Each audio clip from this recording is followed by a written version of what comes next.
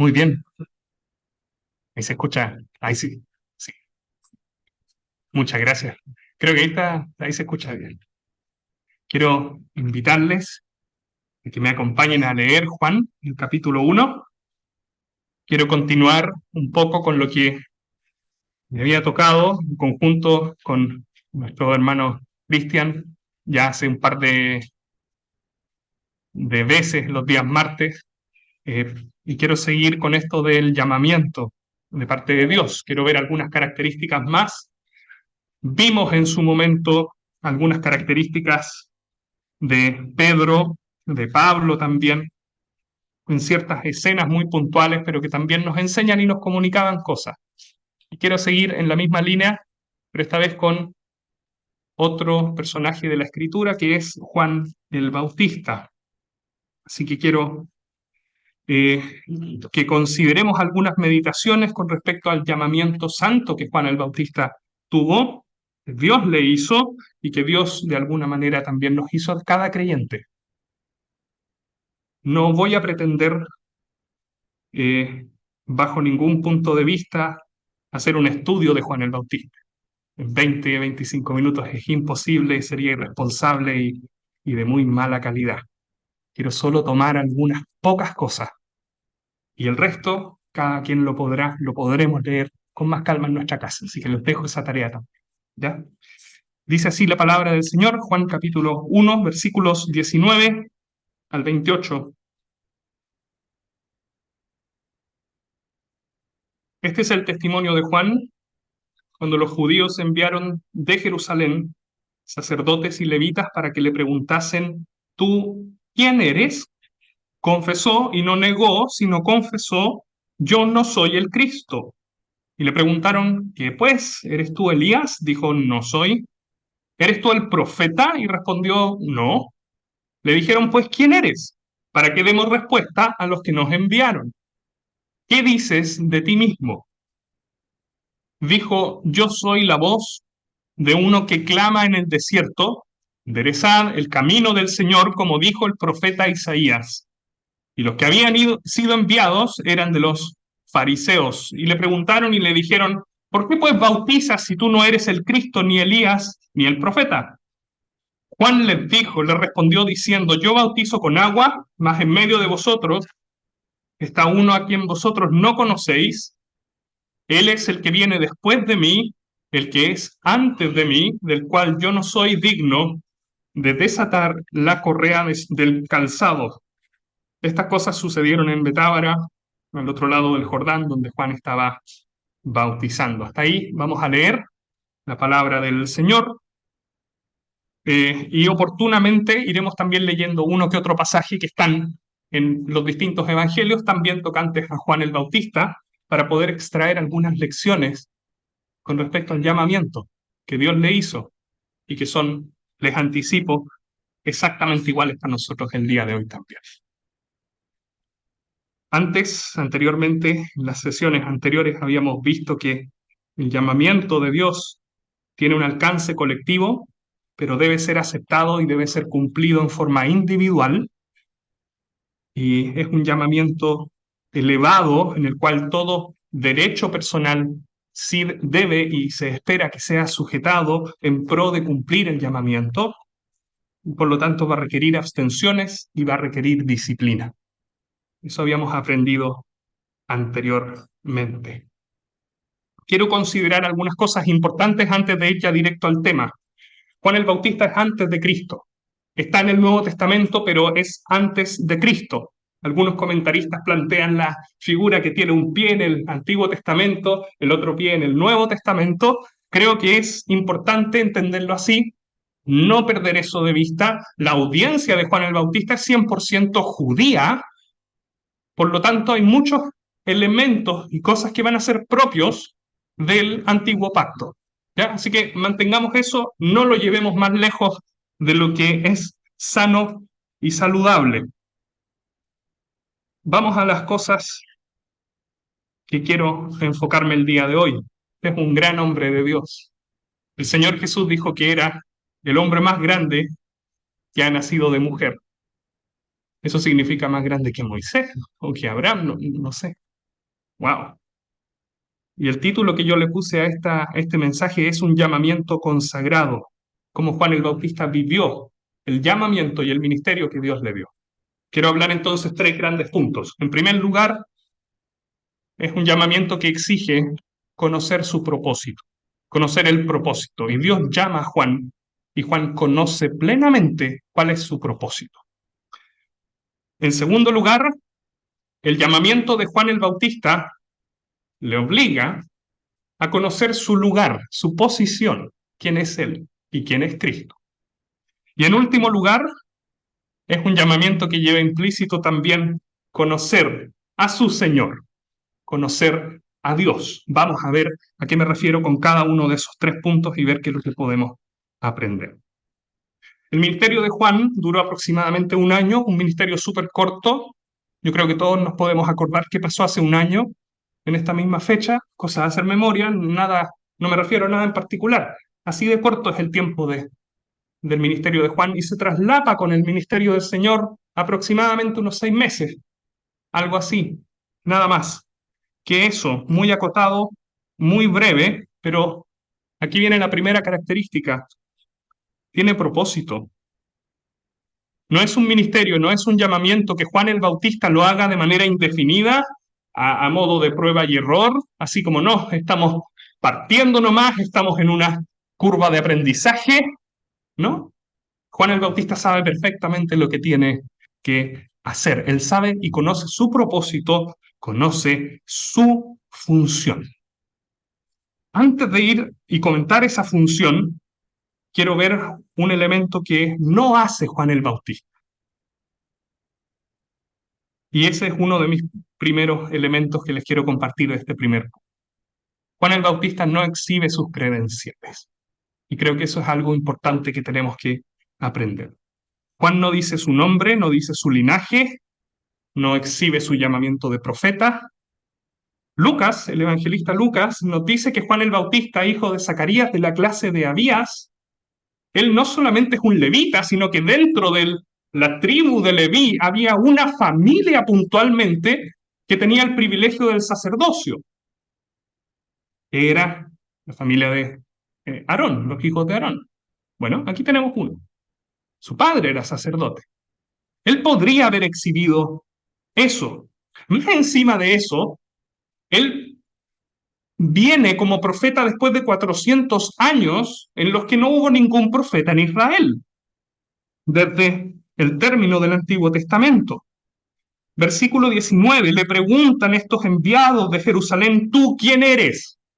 Y ahí tenemos dos cosas que Juan el Bautista perfectamente y de manera totalmente legítima podría haber dicho. Mira, yo me llamo Juan, soy hijo de Zacarías, de la clase de Abías, del sacerdocio, soy uno de ustedes, pero además, siendo yo sacerdote, Dios me llamó y me levantó para ser un profeta, el profeta que viene antes del Mesías, ¿no? Juan el Bautista no hace eso. Juan el Bautista se queda callado. Él toma sus credenciales, él toma todos sus pergaminos y simple, lisa y llanamente se los guarda, siendo legítimos, no siendo ilegítimos, siendo completamente buenos, por así decirlo. Él no se va con rodeos, él responde directamente y él dice, yo no soy el Mesías. Esa era la intención de la pregunta un poco. Juan, en los siguientes versículos del 20 al 22, va a ir confesando, negativamente, pero confesando que todos los títulos que le ponen los judíos, Elías, el que vendría antes del Mesías, en un sentido espiritual sí lo es, pero él considera que no. El profeta, hay una cita en Deuteronomio, capítulo 18 después, que Dios habla y Dios promete un profeta, pero esa cita debería ser interpretada, y Juan la interpreta correctamente como el Mesías mismo. Por lo tanto, dice, yo no soy ese tampoco. Y cuando llega el momento, versículo 23, de definirse a sí mismo, todos los demás evangelistas lo registran, pero Juan nos dice que era el mismo Juan el Bautista que lo decía de sí mismo. Él dice, yo soy una voz del que clama en el desierto. ¿Quién es él? Él no es el que clama. Él es simplemente la voz del que clama. Dios es el que clama en el desierto. Juan es el micrófono, Juan es el equipo de audio, Juan es el megáfono. Juan no es nada más que eso. Las palabras que Juan habla y el lugar y la función de Juan es simplemente decir lo que Dios quiere decir. Dios se está manifestando. Y Juan entiende eso plenamente. Juan es como si dijera, esta es mi función, este es mi propósito. Yo no soy absolutamente nada más. Dios es el importante. Dios es el que debe ser escuchado. Yo simplemente estoy hablando lo que Dios dice. Yo lo amplifico para ustedes. Antes de ver cuál era el propósito mismo de Juan, quiero que todos nos detengamos un minuto a pensar en esta actitud de Juan. ¿Cuál es su actitud? Él no recurre a sus credenciales que podría perfectamente haber recurrido. Él era el primer profeta en 400 años. Deberían haberlo pescado un poco más. Pero él no recurre a eso. Él dice simplemente, yo soy una voz del que verdaderamente está clamando aquí en el desierto. Lo encuentro precioso y nos lleva a reflexionar a nosotros también. ¿Por qué? Porque nosotros somos pueblo escogido, linaje escogido, nación santa, escogidos, sacados de las tinieblas, llamados, adquiridos por Dios, para que anunciemos sus virtudes también como Juan. Creo que eso es relevante aquí. Juan no acude a su currículum. Juan simple, lisa y llanamente se remite a ser el mensajero. ¿Cuál era su función? Un mensaje certero, un mensaje radical, un mensaje preciso que él tiene que comunicar. Versículo 23. Enderezad el camino del Señor. Antes que venga el rey, él es el heraldo que va a preparar el camino para que el rey pueda llegar sin obstáculos. Se refiere espiritualmente hablando Juan el Bautista en este caso. Él tiene que preparar al pueblo para que cuando llegue el Mesías, el pueblo esté bien dispuesto, para que sus corazones hayan sido quebrantados por el pecado, se arrepientan y por lo tanto sean más receptivos al mensaje. ¿Qué es lo que hace Juan? Denuncia el pecado en primer lugar. Todos nos recordaremos lo que hizo con Herodes, que le costó finalmente en última instancia la vida, pero no lo hizo solo con Herodes.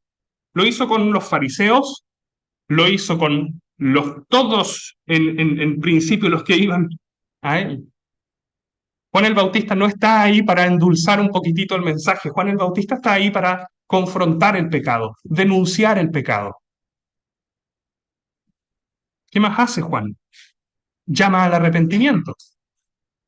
El bautismo que se habla aquí no es el bautismo cristiano, no es el bautismo que tenemos aquí atrás, es un bautismo meramente, igual es simbólico solamente, pero el objetivo era precisamente declarar que había una actitud de un cambio de mente completamente con respecto al pecado. Aquel pecado se abandonaba y se volvían a Dios.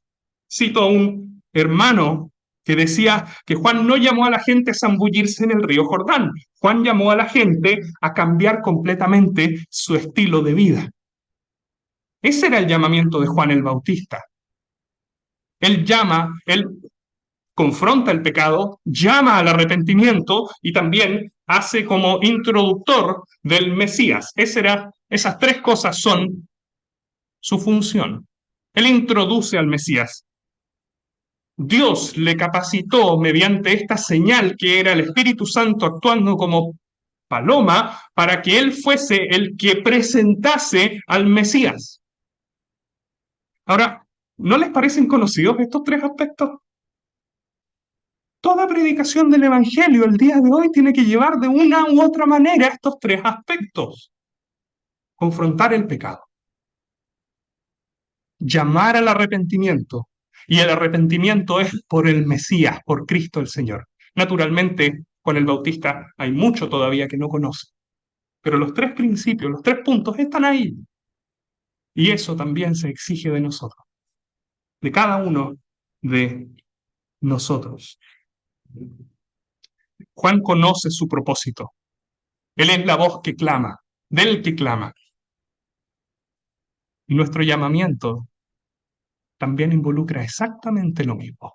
Confrontar el pecado, llamar al arrepentimiento y apuntar a Cristo el Señor como aquel que salva precisamente del pecado y que otorga el Espíritu Santo y la vida eterna.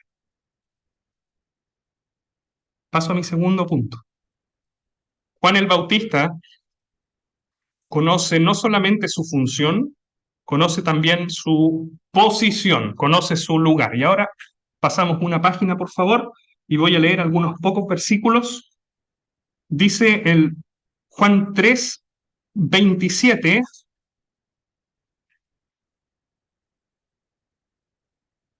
cuando los discípulos de Juan eh, confrontan y hay una especie de problema tal vez con los discípulos del Señor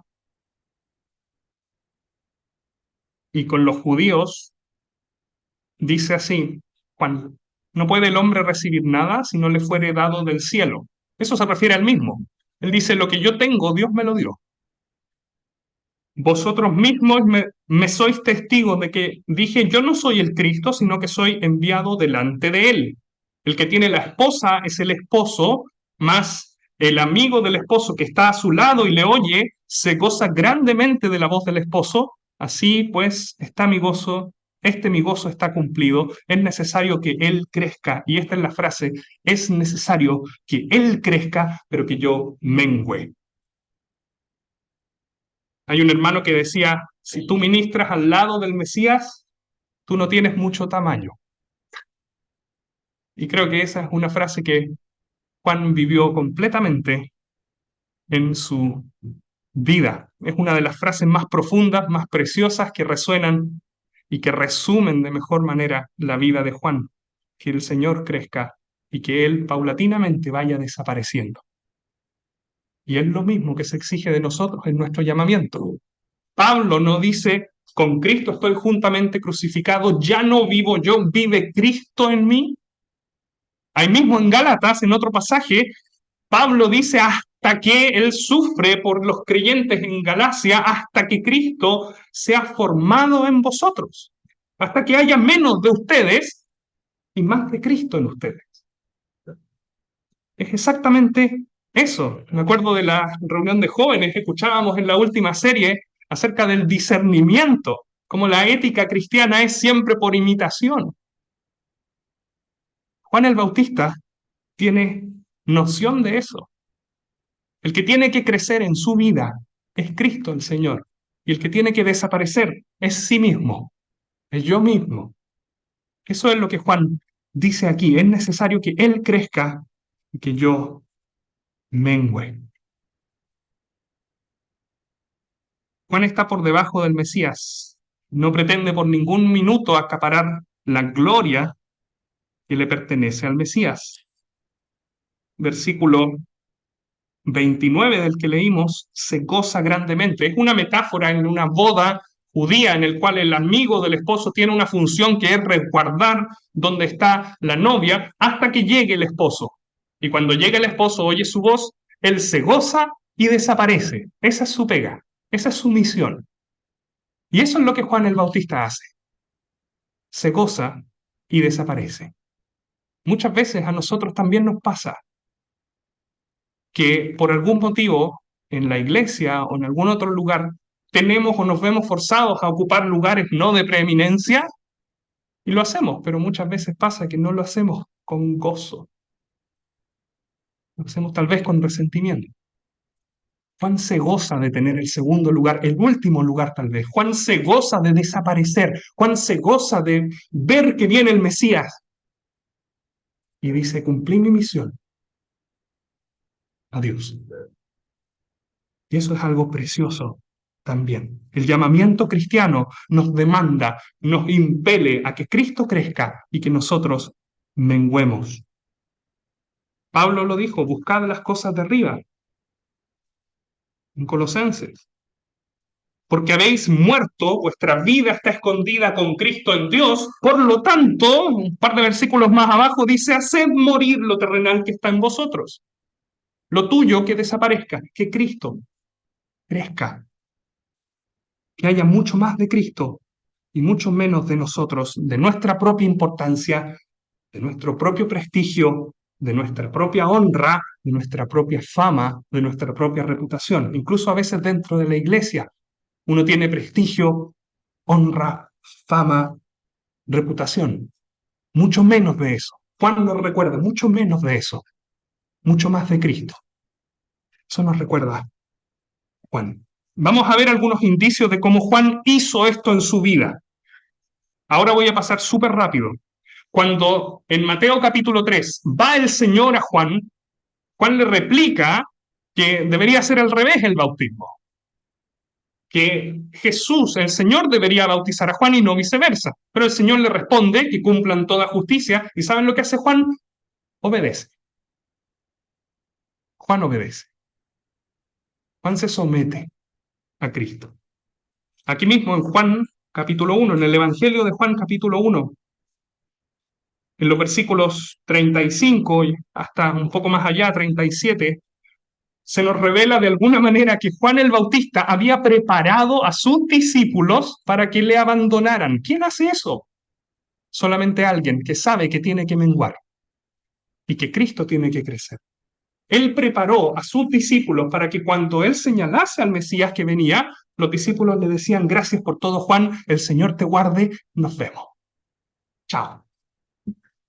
Vamos a seguirle a él. Y eso es exactamente también lo que se demanda de todos y cada uno de nosotros, que siempre apuntemos a Cristo. Siempre a Cristo. Juan no arma facciones, Juan no es como alguien, lo digo en un lenguaje organizacional, no es alguien que hay un nuevo CEO de la compañía y él va y se presenta: oye, mira, yo tengo toda una organización de gente, te vamos a servir ahora, pero yo estoy debajo tuyo, pero ellos también me reportan a mí y nos movemos todos como bloques. No, Juan dice: aquí están todos, yo me voy, tú eres el importante. Creo que eso es precioso verlo así. Y en última instancia, y es eso mismo también, él desaparece con gozo. Por último, y ya voy cerrando.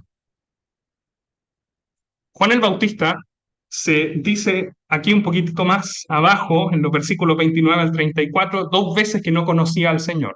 Por lo tanto, cuando yo digo que él sí conoce a Dios, alguien podría decir: pero ¿cómo? Pues si Juan dice lo contrario. Bueno, ese pasaje ahí tiene que ver solamente que no conoce al Señor de manera personal, de manera humana.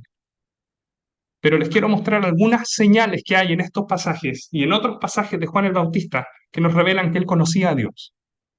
Y eso también se nos demanda a nosotros.